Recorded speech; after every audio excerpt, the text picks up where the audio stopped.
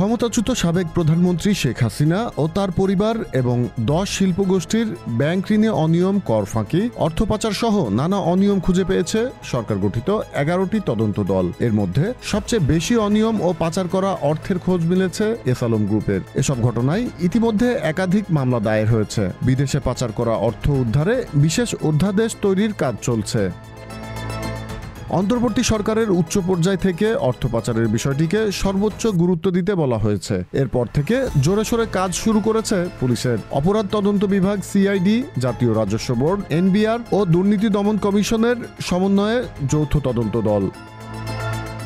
শেখ পরিবারের বাইরে যে 10 শিল্পগোষ্ঠী নিয়ে তদন্ত চলছে সেগুলো হলো S Alam group, Beximco group, Nabil group, Summit group, Orion group, Gemcon group, Nasa group, Bashundhara group, Sikder group ও আরামিদ গ্রুপ। বাংলাদেশ ব্যাংকের গভর্নর আহসান এইচ মনসুর গত শুক্রবার এক সংবাদ সম্মেলনে বলেছেন, সব মিলিয়ে আমার ধারণা 2.5 থেকে 3 লাখ কোটি টাকা পাচার হয়েছে। 6 মাসের মধ্যে বিদেশে পাচার করা সম্পদের বড় একটি অংশ জব্দ করা হবে। তদন্ত সংশ্লিষ্ট কর্মকর্তারা বলছেন, 11টি তদন্তের মধ্যে 9টি গ্রুপেরই বিদেশে সম্পদের খোঁজ মিলেছে। এসব সম্পদের সবই পাচার করা অর্থে গড়ে উঠেছে। Z news, Dhaka.